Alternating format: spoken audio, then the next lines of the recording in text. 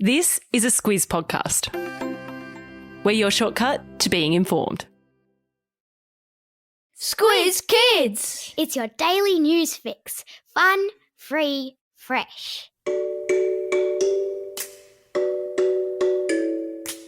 Hello and welcome to Squiz Kids Today, your fresh take on what's happening in the world around you. I'm Bryce Corbett. It's Monday, September 5. In Squiz Kids Today, AFL Finals Frenzy. How whales send their song across the globe. Farewell Serena, hello Oscar, and Janus the two-headed tortoise. That's what's making news, kids style. The lowdown. If you're an AFL fan, you'll already know what a crazy weekend of football we just had.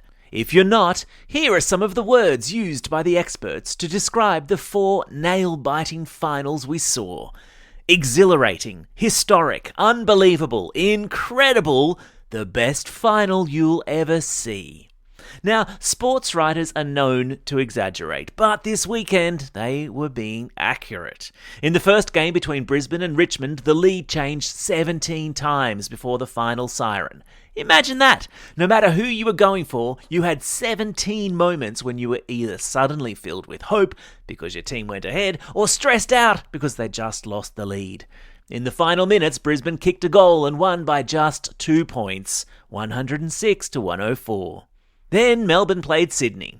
The Victorians were the AFL premiers last year and the hot favourites. But one lesson to be learned from these finals was that it's important to believe in yourself. And the Swans weren't listening to the people who said they'd lose. After a tight first half, they smashed their way through the third quarter and won by 22 points. The third crazy game was between the Geelong Cats and the Collingwood Magpies. With just 2 minutes to go, it was a tie. But in the dying minutes of play, Geelong kicked a goal and won by 6 points. The final game between the Fremantle Dockers and the Western Bulldogs looked like it was going to be an absolute dud. 9 minutes into the second quarter, the Bulldogs had scored 42 points and the Dockers only won 42 to 1. But all of a sudden the Dockers came to life. They booted 10 of the next 11 goals to clinch an historic victory, 73 to 60, with the crowd going absolutely wild. Football is just a game, and there's always going to be a winner and a loser. But this past weekend reminds me of some important life lessons. Never give up, always try your hardest, and believe in yourself and your teammates. I wonder what next week's finals will bring.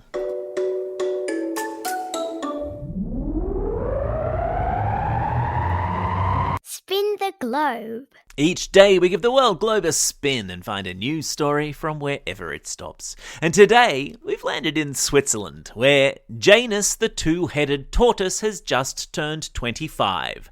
How's that for alliteration?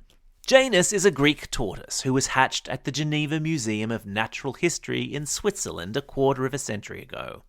In the wild, he probably would not have survived this long, not least because he cannot pull his 2 heads back inside his shell, meaning he would have been vulnerable to predators in the wild. But Janus is loved and doted on, which means spoiled, by the staff at the museum, where each day he is fed organic salad and given daily massages and baths in, get this, green tea and chamomile. They've even made him his very own skateboard to get around on. And yes, of course, I've stuck a link to video of Janus in today's episode notes. Happy birthday, Janus. Sport time. Back to sport, and there was a big goodbye and an equally big hello in the world of sport over the weekend. After 27 remarkable years as a professional tennis player, Serena Williams hit her last tennis ball on the pro circuit, bowing out in the 3rd round of the US Open in New York. For Aussies, the sting was taken out of Serena's defeat by the fact the American champ was knocked out of the tournament by Australia's own Isla Tomljanovic, who is playing her 3rd round match just as this podcast goes to air.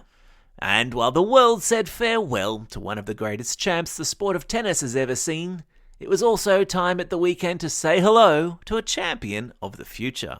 I'm talking about Oscar Piastri, the lad from Melbourne who was confirmed on the weekend as the new driver for the McLaren Formula One team. Oscar began his car racing career driving remote-controlled cars at a national level, before becoming a go-karting champion.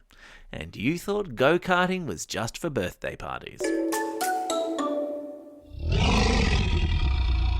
Animal Kingdom. You've heard of whale song, right? It's the song that whales sing underwater to communicate with one another. And every pod of whales has its own unique bunch of songs, a sort of language that they speak to each other to communicate how they're feeling and what they're thinking. New research has found that in the same way that human language and phrases get passed from one country and culture to another, so too do whale songs. Marine biologists, who are people that study sea life for a living, how cool is that, have discovered that whale song that is heard off the coast of Australia is also heard in pods of whales off the coast of Ecuador, which is a country in South America over 6,000 kilometres away. It's thought that in the same way that you guys pick up slang that's used in the United States or other countries on the other side of the planet, whales pass bits of whale song to one another in a kind of chain reaction from one pod of whales to the other. The Aussie whales pass it to whales in French Polynesia, who pass it on to whales in Ecuador, and vice versa. The global language of whale song. Isn't that amazing? Time for the quiz. This is the part of the podcast where you get to test how well you've been listening.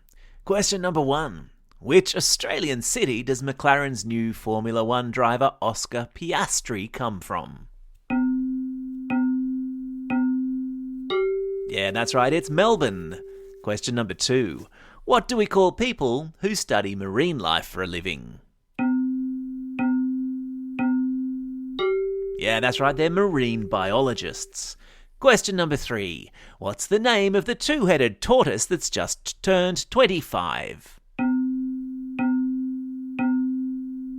Yeah, that's right, it's Janus.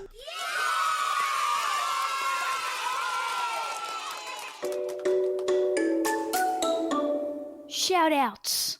It's September 5, International Be Late for Something Day. So, if you're listening to this in the car on the way to school, maybe stop by the park or the cafe on the way there. It's also a special day for these Squiz Kids celebrating a birthday today. Reese and Anaya from Craigburn, Aurora from Bundaberg, Riley from Innisfail, Romy from Prahn, Harper from Engadine, Dwayne from Queanbeyan, Leo from Greensborough, Jessica from Lane Cove, and Sam from Bowral. And belated birthday shout-outs today go to Lachlan from Epping West and Spencer from East Maitland. And classroom shout-outs today go to Class 5MC with Mrs McTavish at Scott's All Saints College in Bathurst, Year 3 and Mrs Lansafame at Holsworthy Public School, Class 3R and Miss Ryan at Skeggs in Darlinghurst, Class 5-6J and Miss James at St John's School in Cobar, Year 5 and 6 with Mrs Adams at Nuriupta Primary School, and finally to Class 6L and Ms Leray at the Lakes Grammar School in Warnervale. Don't forget, if you've got a birthday coming up and you'll want a shout-out, or if you're after a classroom shout-out, drop us a line at squizkids@thesquiz.com.au. Well, that's all we have time for. Thanks for listening to Squiz Kids today. We'll be back again tomorrow. In the meantime, get out there and have a most excellent day. Over and out.